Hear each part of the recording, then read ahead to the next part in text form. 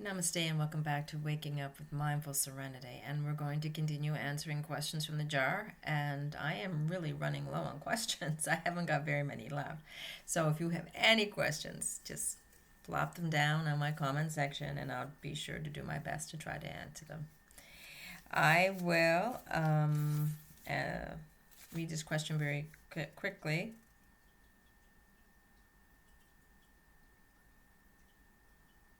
Okay, and I'm going to set my timer. Take a deep breath as I'm setting my timer. And I'll read the question. What can one do to get the Shakti to flow better? What can one do to get the Shakti to flow better? And I love that question because I'm all about getting the Shakti to flow better. And the Shakti, of course, is our life energy, our prana. It's a form of prana, actually, our chi, as it's known in other traditions, Eastern traditions. So it is that natural flow of energy that is within us. And everything we should know by now is energy, right? We can take even the most dense matter and break it down into its molecular structure, break the molecular structure down to its atomic structure. From its atomic structure, we can get to the subatomic structure. And around and in between the electrons of the subatomic structure of the atom, we will see space, and this space is energy. Everything, it has been proven through the experiments done at CERN, is actually originating from not particle matter, but vibrating energy, forms of waves of vibration. And that waves of vibration, bosons, quarks, leptons, whatever you want to call it in physical terms, is in yogic terms Shakti. It's the form of Shakti. Now that Shakti, that thing that is in everything and everyone in this universe, a connecting force, consciousness, some people may also call it to some degree, though it gets hard because we get very dualistic when we start defining this is a concept for this and this is a concept for that. But anything, it's all one thing, right? We are all one thing. But that Shakti is the flow of energetic love that is in us, the joy, the bliss, what the yogis would call Satchitananda, okay? Existence, consciousness, and bliss that makes the human beyond the physical body, beyond the mind, beyond the emotional body, beyond the energetic body, beyond the jhana body. It makes which is the knowledge body, it makes the human what it is. It makes the dog what it is. It makes the plant what it is. It makes this vase what it is. It makes everything what it is. And that is Shakti, the beautiful flow of natural energy that we're supposed to be experiencing 24/7. It is who we are at the deepest level, beyond this physical matter that we become over-identified with. Beyond the phenomena of the external world, which includes our thoughts and feelings and sensations that we become over-identified with. So beyond that is the Shakti, the pure flow of joy and love and bliss, which is who we are. Love, joy, bliss, happiness, peace, satisfaction is not out there. It's in here. Unfortunately, we are blocked because of our samskaras, because of what the mind, the little personal mind, has done with this experience of life.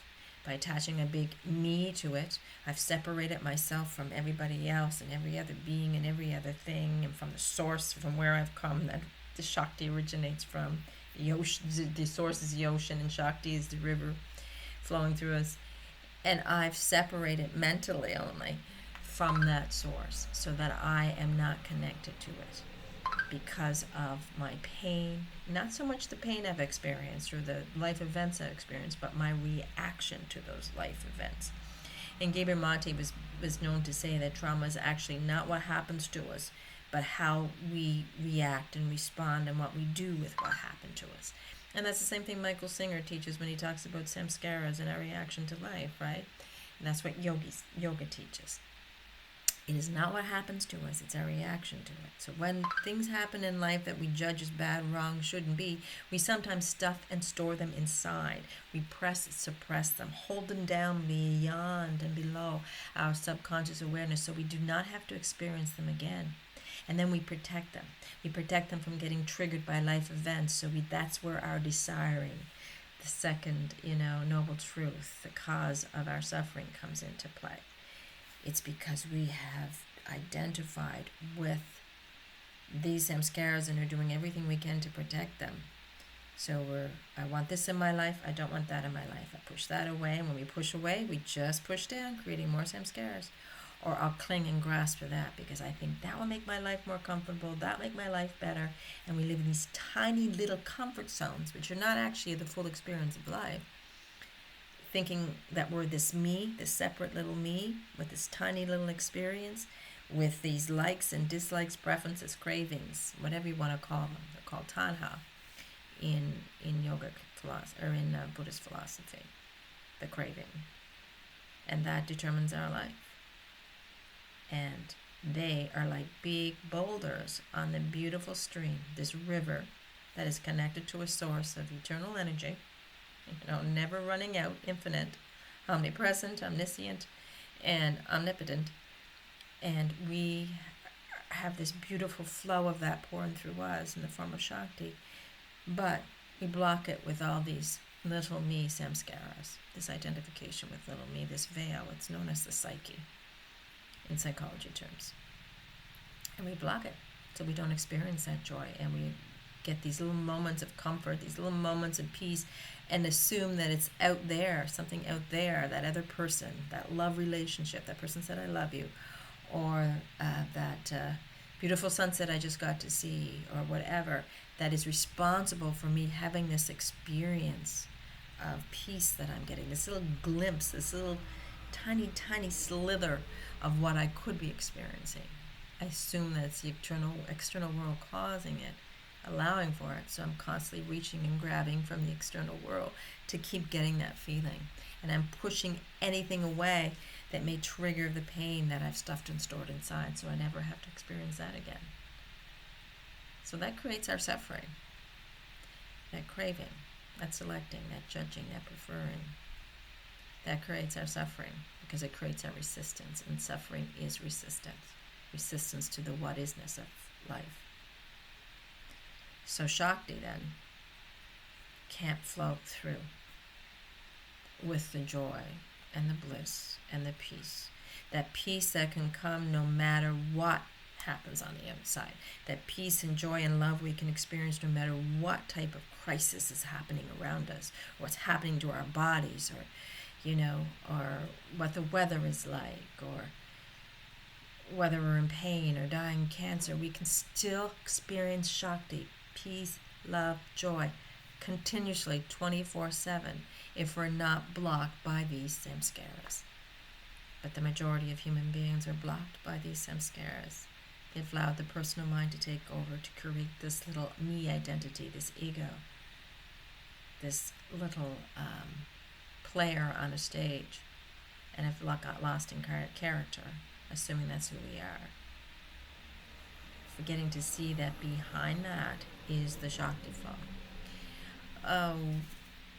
Months ago or years ago, I've heard Michael Singer in a podcast that I listen to him almost every day if I can, speaking to this idea about how limited our mindsets are. Our personal mind keeps us. He says we're all so thirsty. And tanha actually means the craving that the Buddha talked about, actually means thirst, right? An unquenchable thirst is what causes our suffering. It's like being so thirsty and never getting enough to drink because the water we're drinking is not enough. It's never going to sustain us. So Michael Singer had this analogy of being, trying to lick up the tiny bit of moisture, being so thirsty and trying to lick up the tiny bit of moisture that's forming on rocks because of the dew in the morning. And just doing everything you can to protect that, pushing everybody away that might suck that water up from you, doing everything you can to grab it, forcefully get your way to that rock and just suck it up, but never being enough. Maybe getting a tiny, tiny, tiny satisfaction for your thirst, but it's just never enough to sustain you. So you can, in a few minutes, you're going to be thirsty again. You're going to go to another rock, or you're just going to fight and struggling to get that water. When all the while, if you turned around to see what your back was towards, you would see that there is an ocean, an eternal ocean behind you, full of water, never-ending source of water. But this veil that occurs from this development of the psyche, this little me, the samskara blockages, prevents us from seeing that there is an ocean, an infinite ocean that we could be quenching our thirsts from, rather than these trying to suck up this water from the little bit of water we can from these rocks. So Shakti is the ocean. Shakti comes from the ocean. And we have a river of it pouring through us, but we have blocked it with our samskaras, our likes and dislikes, our preferences, our judging, our resisting the what-isness of life. We've blocked it so we don't experience it. So how can I, crazy lady, stop the blockages and start experiencing life? First of all, stop putting more samskaras into there. Stop resisting life as it is right now. Learn to, accept the weather, accept life as it is, accept the little bits of pains and discomforts we get as human beings. And then gradually allow for those deeper blocks of trauma possibly that have stuffed and stored inside us that have become the bigger samskaras in our life. Allow them to come up on their own to be released. Honor what is there. Allow it to pass through. Allow it to be released. Whatever it is, because that's life. What's already stuffed and stored within us, we need to be willing, just a willingness to be open for it to come up, and to keep that passageway, that river flow through as clear as possible by preventing ourselves from putting other stuff on top of it. Don't put any more samskaras in there, and allow the ones that are in us to come up. So it's a process of being willing to open, willing to turn around, to face what's inside, the mess you have inside, and to realize that's the cause of your suffering, not anything out there. To realize that any comfort you had is not caused by the things out there. It's caused by an openness to the Shakti. Every time you get a glimpse of peace, every time you get a glimpse of happiness, every time you get a glimpse of joy or love or bliss, that is Shakti getting through. Clear the path so Shakti can get through. Your happiness isn't out there. You're not going to quench your thirst by anything in the external world. It's like that little bit of water on the rocks you're licking up. It will not sustain you. Momentarily, it may allow you to open to what's already in you so Shakti can come through, but it's never the cause for that joy and bliss you have, even if it's just a trickle you're experiencing. That is just opening up to what's already within you, to that flow of Shakti, to that energy. Look up. Look up away from where you have your gaze right now and all the problems little me seems to be having. Just look up. If that requires positive thinking, if that requires Kriya Yoga, where you're focusing on the third eye, closing your eyes and looking up in the third eye, moving the energy from one chakra, visually moving the energy from the root chakra up to the seventh chakra. Whatever it requires, if it requires moving the energy through movement, yoga, tai chi, through any type of exercise where we're having flow rather than stagnant stuckness of energy, then do that. And allow life to do what life is doing. Find peace in it. And a beautiful piece of wisdom I heard today, again from Michael Singer, is just relax into the discomfort. Learn to relax into the discomfort. We can't ask the things in life to change. We can't ask the things within us that are unpleasant, like emotional disturbance, to change. Anxiety, for example, is going to be anxiety. You don't ask anxiety, okay, anxiety, stop being anxious. And even you take therapy, you take drugs to help with your anxiety. We're not stopping the anxiety. We're relaxing, learning to relax into the anxiety and what the anxiety is trying to tell us. Because anxiety has a message. It has a message that says, Shakti is in you. It's trying to get through all your blockages. And it can't. So it's pushing, creating turbulent energy on the other side of your blockages, trying to move those old samskaras, all those stuck, unhealed wounds that we're refusing to face and deal with. All the, things we judge as bad, wrong, shouldn't be.